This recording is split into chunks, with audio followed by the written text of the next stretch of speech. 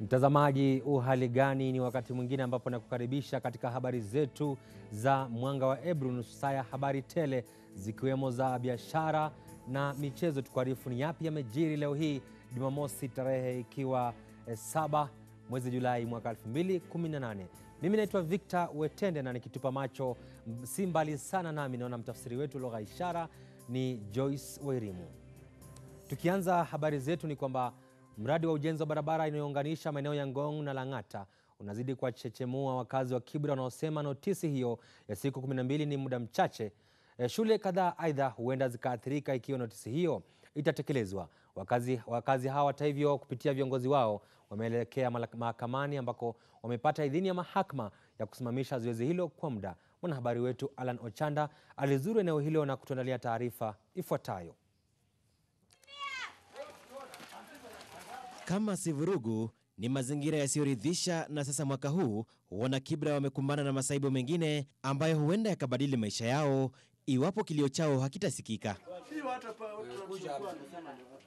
Eneo hili likiwa katikati ya maeneo ya Lang'ata na Ngong, na kutokana na wembamba barabara hapa, shughuli za uchukuzi ya ghalabu huwawia ngumu wasafiri, na sasa mamlaka husika zikachukua jukumu la kujenga barabara ambayo huenda imewatikisa wakazi hapa, kwani mahala walipopaita nyumbani kwa muda mrefu ndipo panapopaniwa kujengwa barabara. Mimi naomba hii serikali tafadhali ituhurumie sana sisi wakaji wa hapa Kibera. Wafuate sheria ya Beacon mali iliwekwa. Kulingana na mfumo wa serikali, kama kuna notice ambayo inapeanwa. Notice inapeanwa mchana. Kila watu barua ambayo inapeanwa iko na stamp. Kitu ambacho tunashangaa, mtu anakuja na barua usiku. Anarusha usiku na anakimbia mbio. Hiyo ni notice gani? Nimezaliwa hapa, hata baba yangu yuko hapa. Hata pale sisi iko hii ilikuwa ni shamba ya baba yangu. Watu ya administration ndio nafanya hiyo, unaona hiyo kazi hii yote. Lakini shamba yenyewe ilikuwa shamba yetu, sisi ndio tulikuwa tunatoka chakula. Evelyn Akinyi, mama mtoto mmoja, hajamaliza mwezi mmoja tangu kuhamia eneo hili, na sasa tena huenda mkosi huo upate nduguye. Tulifurugishwa huko tukiwa tunaishi Jamhuri roundabout, tukaletwa hapa, hatujakaa tena. Saa hii wanatuambia tuame na tujakaa hapa. Sasa tuama tukienda bedhe gava yache kututesa. Sasa mtoto kama huyu akianza kutembezwa anahamishwa hapa, akienda mahali fulani anahamishwa. Unajua inapata tunakaa kwa environment moja. Ingawa wapangaji wa nyumba sasa wanawalaumu wamiliki kwa kutowapa ujumbe huu mapema, lakini wamiliki pia wanadai kuwa wao pia wako gizani, kwani notisi hizo zimekuwa zikitupwa nje mwa makazi usiku bila ufahamu wao. La mno hata hivyo ni kuwa masaibu yao huenda yasiwe na suluhu kwa sasa, kwani hawana hata hati miliki za ardhi walikojenga makazi yao, na walionazo wanazimiliki kama jamii. Ndio title deed hapa iko. Si title hapa hii yote inahesabiwa Kibira. Na title iko pale tunasimama hii. Title iko paka kwa mtu hapa. Paka kwa mtu hapa. Hii ni community title ya Wanubi. Na tulikuwa na agreement ile ilikuwa na beano ya zamani na chibu. Ulikuwa pate hapo unapewa na chibu na kuja na jenga. Anakutembeza tu mguu jenga hapo. Huyo ni chibu sasa. Hiyo ndio agreement yenye tunasema tuko nayo. Wanafunzi hawa wasio na hatia na wasiojua hatima yao iwapo shule zao zitaathiriwa wanacheza mpira bila kujua kinachoendelea, kwani ramani inayoonyesha patakapopita barabara inaashiria kuwa pia shule hizi hazitasazwa. The issue of the road construction is going to affect the school learning process because we have candidates who are supposed to be sitting for the exams in the early November. Around 6 schools are going to be affected. Wakazi hata hivyo wameapa kutosalimu amri, na sasa kupitia viongozi wao wameelekea mahakamani kutafuta haki. Hapa nikizungumza na nyinyi niko na court order, na court order hiyo tumeenda kotini kwa sababu ya jinsi hiyo kitu inavyofanyika kwa njia isiyoeleweka. Hapa nikiwazungumzia niko na court order ya kwanza ya Justice Okongo. Hiyo kesi iko mbele yake na kuna injunction. Familia 30,000 huenda zikaathirika, kando na wanafunzi ambao mitihani yao ya kitaifa inanukia. Notisi hiyo inatarajiwa kutekelezwa ifikapo tarehe 16 mwezi huu. Ingawa mazingira hapa huenda yasiwe ya kuridhisha na nadhifu, lakini ombi na kilio cha mwana Kibra ambaye ameita hapa nyumbani kwa zaidi ya miongo 6, ombi lake na kilio chake ni moja tu, kuhusishwa na kuweza kufidiwa iwapo ni lazima barabara hii iweze kupita hapa. Nikiripotia Mwanga wa Ebru kutoka eneo la Kibra hapa jijini Nairobi, mimi ni Alan Ochanda. Na mwanahabari wetu Alan Ochanda pale na taarifa kuhusu shughuli za ubomozi katika mtaa wa Kibra hapa Nairobi. Naam, tukizidi na habari zetu za Mwanga wa Ebru ni kwamba juhudi za kukabili upungufu wa madini aina ya iron kwa Wakenya zimepigwa jeki kufuatia kuzinduliwa kwa kampeni inayolenga kuwahimiza Wakenya kuzingatia kula vyakula vyenye madini. Uzinduzi wa kampeni hiyo yenye kauli mbiu Get Your Iron Up unajiri huku takwimu za shirika la chakula duniani zikionyesha kwamba kila mwanamke mmoja kati ya wanawake 4 ana tatizo la upungufu wa madini hayo mwilini. Victoria Mwanga na taarifa kamili. Mji wa Kilgoris, kaunti ya Narok, ni moja kati ya maeneo yenye kiwango kikubwa cha vyakula vya mashambani.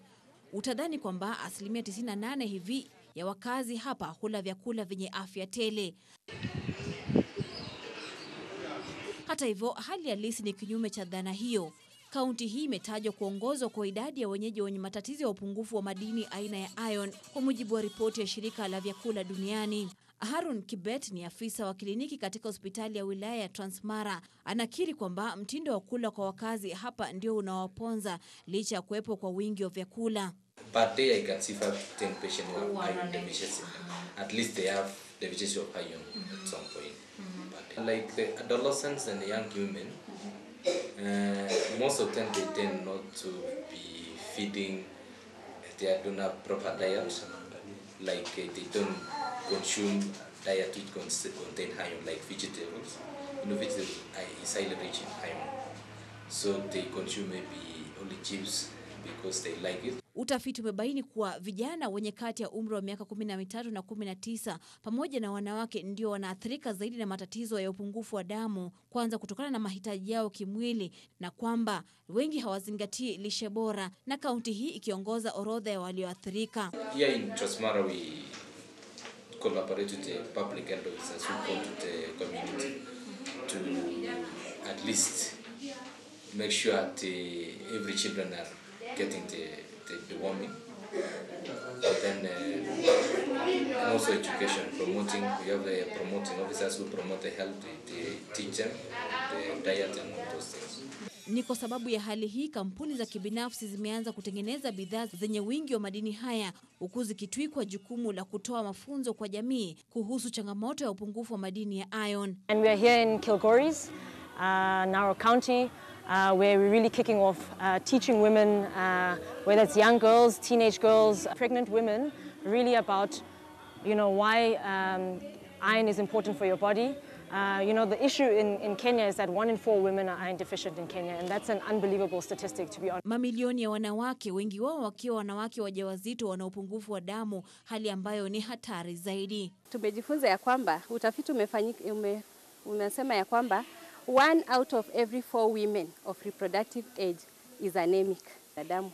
Mtu anapokuwa anemic, ana lose concentration, anakuwa weak, most of the time analala, na hata katika performance ya shule kwa mtoto haitakuwa mzuri. And I being one of them, having low iron for many years, I think it's time we started having the conversation, and as early as school-going children, to just start, you know, behavior change and having healthier meals, adding more greens into their meal. Utafiti umebaini kuwa madini yaliyopungua zaidi miongoni mwa Wakenya ni pamoja na vitamini A, zinc na madini aina ya iron. Naibu wa Rais William Ruto amesema kuwa serikali itashirikiana katika utendakazi na viongozi wote bila kuzingatia misimamo yao ya kisiasa ili kuwezesha utekelezwaji wa ajenda za serikali 4. Aidha, Ruto amesisitiza kwamba hatokoma kuzuru kila upande wa taifa na kuendeleza kuuza sera za serikali ya Jubilee. Aliyasema haya alipozuru kaunti ya Kwale. Ijapokuwa imesalia miaka 4 kwa taifa kuelekea kwenye uchaguzi mkuu wa mwaka 2022, Naibu Rais William Ruto anazidi kuwekeza nyavu zake angalau kuzikusanya kura kila pande ya taifa. Leo hii Ruto amerejelea katika kaunti ya Kwale ambapo amesema kuwa atashirikiana katika utendakazi na viongozi wote bila kuzingatia misimamo yao ya kisiasa ili kuwezesha utekelezwaji wa ajenda za maendeleo ya taifa.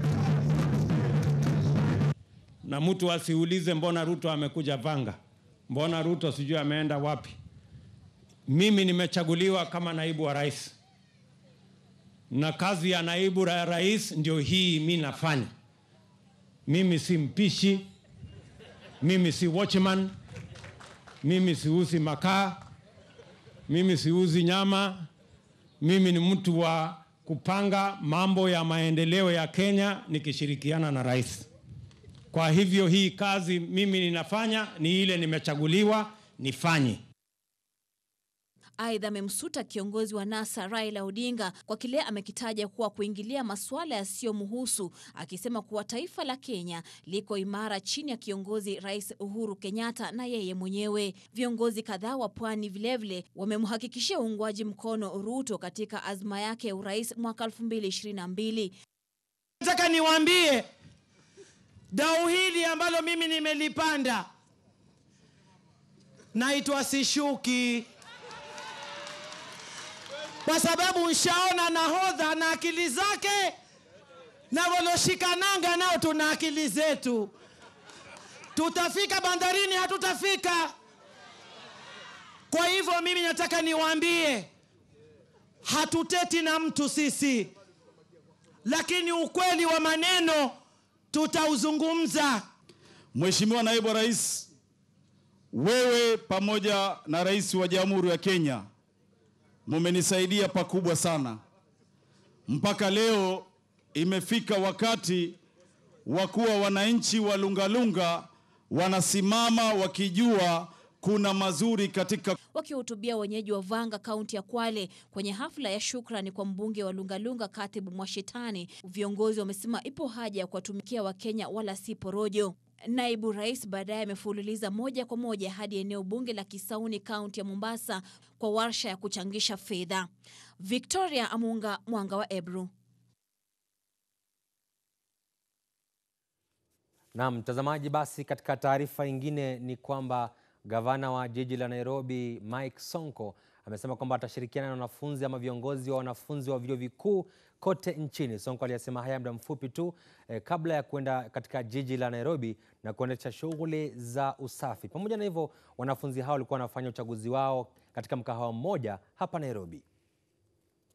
Our first ever monthly cleanup at Dandora. We had cleanups kwa kila ward, all the 85 wards in Nairobi County, and we'll do it on monthly basis. Actually, garbage collection is a main menace, headache to me.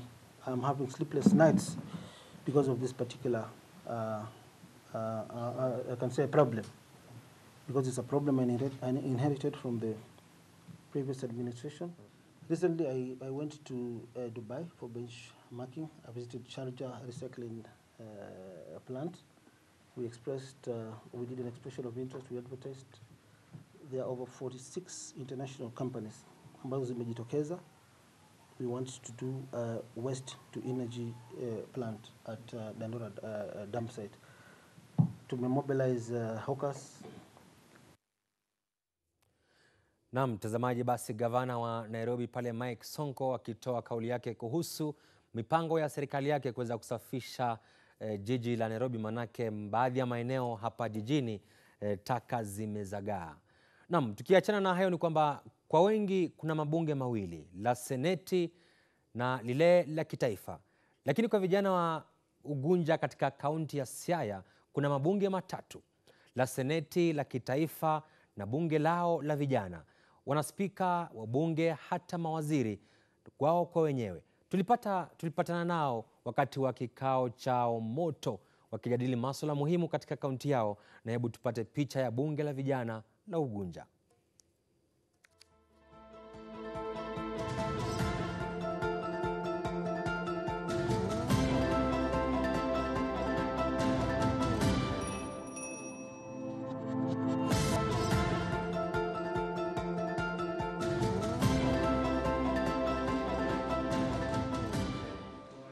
Kikao cha Jumatano cha bunge la vijana la Ugunja kinaanza kwa maombi. Kisha baadaye kila mmoja anawahi kiti chake, kalamu yake, karatasi yake, tayari kujadili masuala ibuka si tu katika wadi ya Ugunja bali pia katika kaunti nzima ya Siaya. I wanted to give a very short preview. Kama bunge lolote lile, hili pia lina wabunge, kiranja, spika, makarani na mawaziri. In the Ugunja Youth Parliament, the sergeant at arm. My duties are to ensure that the house business are run peacefully. In my main post of being clerk of the house, I arrange the house in order before the session starts, and again I take minutes, I confirm previous minutes, and alert the house on the motions that are supposed to be held on that particular day. As a Minister of Health, my work is to rally out the young people. I encourage them to participate, and then also to visit other various specific offices that pertains to health, get information from there, then come and share with the floor of the House. Yeah. CIDP on health. Mr. Speaker, allow me to go through the status report of our health facilities. Waziri wa Afya anapewa fursa ya kuwasilisha ripoti yake bungeni baada ya kupewa idhini na Mheshimiwa Spika. The county has a plan to have 40 level 2 referral facilities upgraded to level 3. General administration and support services. Planning and support services, the county has a plan to do 1 blood transfusion unit in place, 1 orthopedic and rehabilitation units equipped, 1 functional ICU established, 1 drug rehabilitative unit established, 1 laparoscopy machine procured. Mbali pia na mawaziri wengine kuwasilisha ripoti zao, wakati wa maswali mawaziri pamoja na kamati zao unakili kwa makini yanayoulizwa kabla ya kutoa majibu. On the HIV testing, members raised concerns about forced, Mr. Speaker, forced HIV testing for patients and those who take patients to the medical facilities. They wondered what the word voluntary in VCT means and why it had been changed to compulsory. Kila mmoja mwenye hoja ana saa ya kuzungumza na karani wa bunge huwa ange na kengele kwa yeyote anayepitisha muda wake wa maongezi. Thank you. We are adopting the former parliament system whereby MPs also would be allowed to become members of would become ministers. And so that is where we adopted it, and members are able to discuss, debate, and the ministers appointed are able to act. We went into research, we watched some sittings, live shows as well as recorded shows on how the parliament proceedings were taking place. We downloaded the order paper of the National Assembly, so we learned from there. We have the sub-locations are like the current sub-counties or other constituencies. So I'm a representative of Goto Simbo. Wao hukutana kila baada ya wiki mbili na vijana hawa ambao ni wanyanja tofauti, si walimu, si wahuduma bodaboda, si wanafunzi, miongoni mwa wengineo, walianzisha bunge hili mwaka 2015. What provoked us to start the Ugunja Youth Parliament was the devolution. Once we got into the acts of devolution, there were some duties that were devolved to county governments. And the way they were being done was not policing.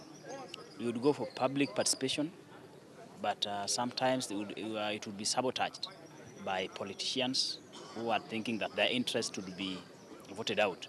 Ucheshi na tabasamu havikosekani katika vikao vyao, na mbali na kupigania haki zao za kikatiba, wanadokeza kuwa juhudi zao zimeanza kuzaa matunda.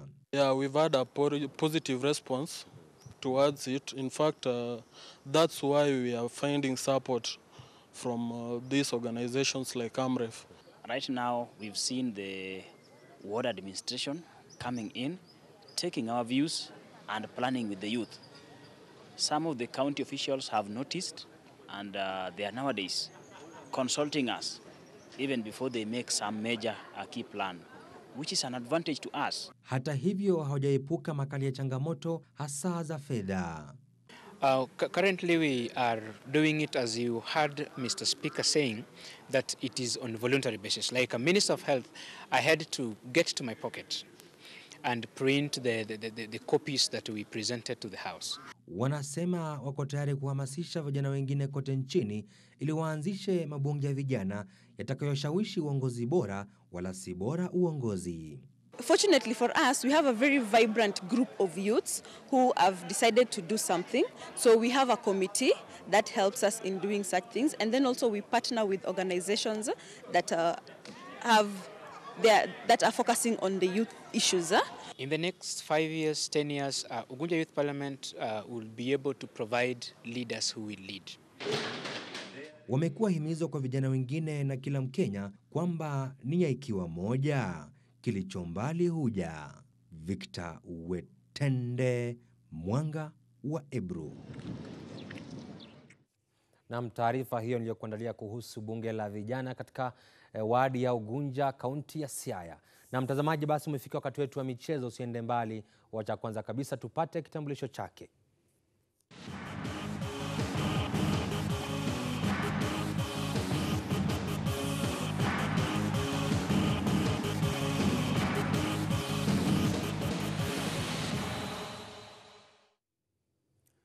Michezoni ni kwamba utamu wa kombe la dunia linaloendelea huko Urusi huenda ukashuhudiwa tena usiku wa leo. Sweden wanapatana na timu ya Urusi katika mechi ya mwisho ya robo finali itakayoandaliwa ugani Fishti Olympic kule Urusi.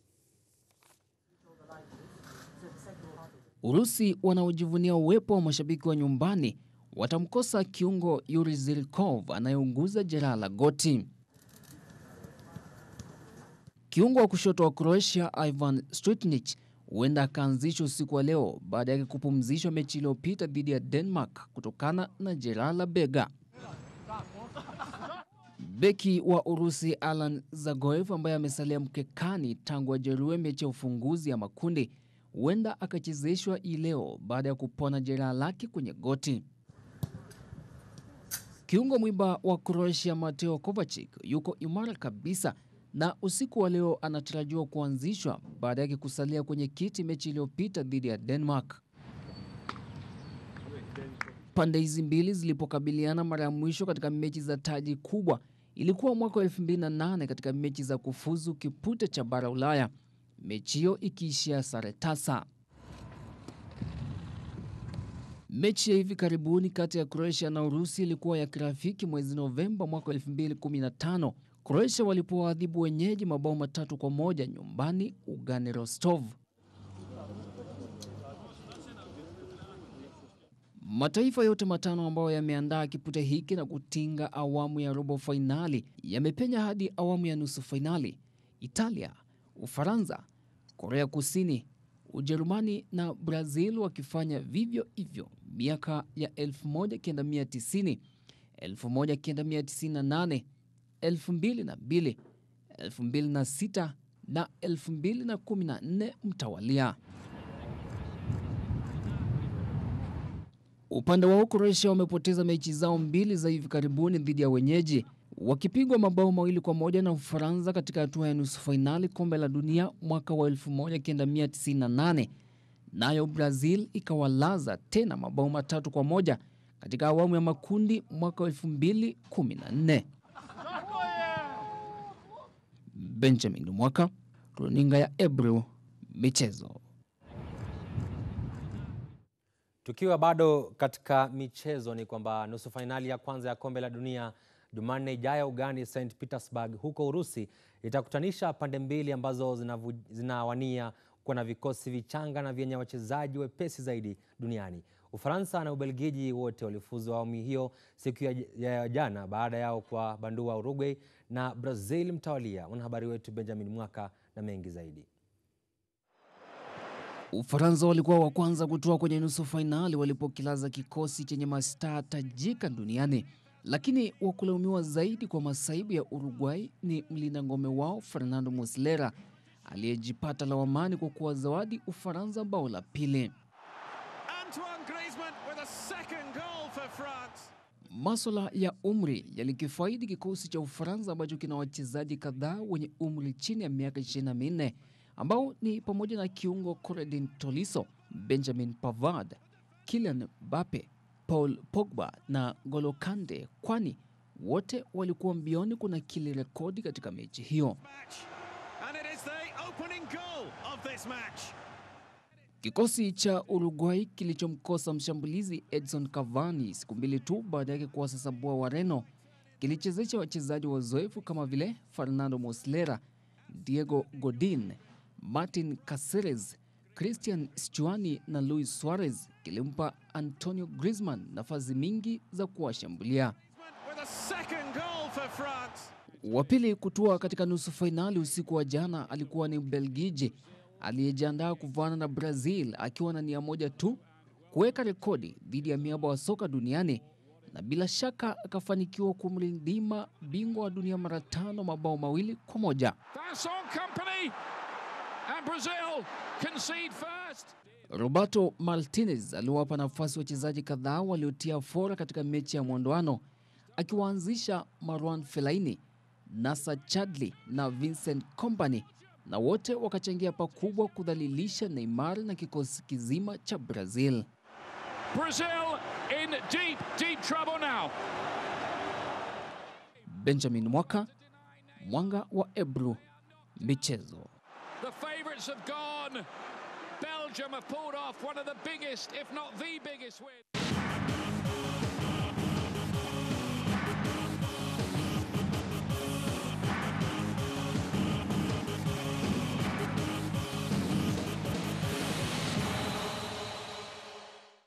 Na mtazamaji, raha ilioje pale wakati naona Ubelgiji wakiwacharaza Jana mambo yalikuwa mazito kweli. Brazil nyumbani. Nilikuwa namwambia mwenzangu Davis Mbeda kwamba hii mechi ya Ubelgiji na Brazil, basi Ubelgiji watakuwa wanashinda kadhani nafanya mchezo. Ona sasa. Shira anasema amefuatilia habari zetu kutoka kwa mtandao wetu wa Twitter, alafu anasema salamu zimfikie Nora Ulwoch na Faith Mwikali. Mtazamaji, kufikia hapo nasema shukrani jazila kwa kuweza kuwa nasi tangu tuanze habari zetu za Mwanga wa Ebru. Wacha tuende tutazame mechi ya saa 3 wakati timu ya Urusi itakuwa ikichuana na timu ya Croatia ili kujua nani ataweza kufuzu katika awamu ijayo ya kombe la dunia.